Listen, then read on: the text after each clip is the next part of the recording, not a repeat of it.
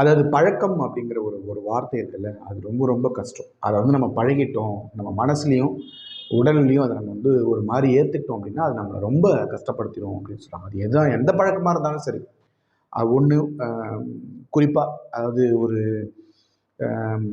பழக்கத்திலே நிறைய வகைகள் இருக்குது. அது எதுவாக இருந்தாலும் அந்த பழக்கம் வந்து உங்களுக்கு அந்த பழக்கம் இல்லைன்னா என்னால் இருக்க முடியாத ஒரு நிலைமைக்கு நீங்கள் மாறினீங்கன்னா உங்களுடைய வாழ்க்கை அது மிக மோசமாக பாதிக்கக்கூடும். ஒரு விஷயம் இதில் நம்ம முக்கியமாக கவனிக்கணும். என்னென்னா, எந்த ஒரு சூழ்நிலையிலும் அந்த ஹேபிட் அப்படின்ற ஒரு விஷயத்தை நம்மளால் பழகிட்டோம்னா அது அவ்வளோ சீக்கிரம் நம்மள்டேருந்து அது விலகி போகவே போகாது. ஹேபிட் இஸ் டை ஹார்ட் அப்படின்னு சொல்லிட்டு ஒரு ஆங்கிலத்தில் ஒரு வாக்கியம் உண்டு. அதுபோல் அந்த ஹேபிட் அப்படின்ற ஒரு வார்த்தையை எழுதி போட்டு நீங்கள் அதை அடிச்சிங்க, ஒவ்வொரு எழுத்தை அடிச்சுக்கிட்டே வந்தீங்கன்னா மிச்சம் இருக்கக்கூடிய அந்த எழுத்துக்கெல்லாம் சேர்ந்து ஒரு பொருளை கொடுத்துக்கிட்டே இருக்கணும்.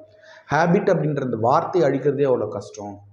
அப்போ அது நம்ம வாழ்க்கையில் ஒரு பகுதியாகிடுச்சுன்னா அது ரொம்ப ரொம்ப சிரமமாயிடும் அப்படின்றாங்க. அதாவது ஏதோ ஒரு பொருள் நம்ம கூட சேர்ந்து நம்மை வலிமையாக படுத்துதுன்னா அதை நம்ம சேர்த்துக்கலாம்.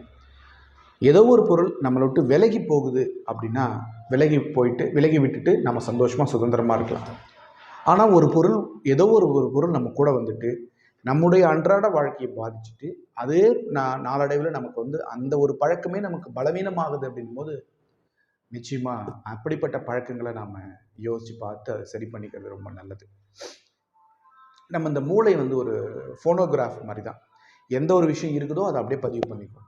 ஒரு குறிப்பிட்ட இந்த பாவ்லோவ் சோதனை கூட நீங்கள் கேள்விப்பட்டிருப்பீங்க. நாய்க்கு வந்து தினமும் ஒரு குறிப்பிட்ட டைமில் மணி அடிச்சுட்டு சோறு வைப்பாங்க. ஒரு நாள் சோறு வைக்காமல் மணி அடித்தோடனே அந்த நாய்க்கு வந்து உமிழ்நீர் சுரக்கும்னு சொல்லிட்டு, அது மாதிரி ஒரு குறிப்பிட்ட பழக்கத்தை நம்ம கற்றுக்கிட்டோம் அப்படின்னு சொன்னால் அந்த பழக்கம் இல்லாமல் நம்மளால் இருக்க முடியாது. எனக்கு டெய்லி நான் காலையில் நியூஸ் பேப்பர் படிக்கலாம் என்னால் இருக்க முடியாது. கோயிலுக்கு போகலாம் என்னால் இருக்க முடியாது. ஈவினிங் 6 மணிக்கு என்னால் குடிக்காமல் இருக்க முடியாது. அதே மாதிரி எனக்கு பிடிச்ச மாதிரி காஃபி இல்லைனா நான் டென்ஷன் ஆகிடுவேன். ஏதோ ஒரு விஷயம் வெளியிலிருந்து நம்ம பழக்கத்தின் மூலமாக நமக்கு உள்ளே வந்துட்டு அந்த பழக்கம் மீண்டும் நம்மளை வந்து மிகப்பெரிய ஒரு அடிமையாக மாற்றுது அப்படின்னு சொன்னால் அது எந்த விஷயமா இருந்தாலும் சரி, ஆன்மீகமாக இருந்தாலும் சரி, கல்வியாக இருந்தாலும் சரி, இல்லை தகாத கெட்ட பழக்கங்களாக இருந்தாலும் சரி, அது சரியான பழக்கமோ கெட்ட பழக்கமோ எந்த ஒரு பழக்கத்திற்கும் நீ அடிமையாக மாறிட்ட அப்படின்னு சொன்னால் உன் வாழ்க்கையை அது பாதிக்கும். அந்த பாதிப்பே உன்னை பலவீனப்படுத்தும். ஆகவே எந்த ஒரு பொருளையும் நம்மோடு சேர்த்து அது நமக்கு வலிமை கொடுக்கிறது என்றால் அதனோடு சேர்ந்து வாழ்க்கையை சுகமாக அனுபவிப்போம். அது தேவையில்லை என்றால் அதை ஒதுக்கி வைத்துவிட்டு சுதந்திரமாக இருப்போம்.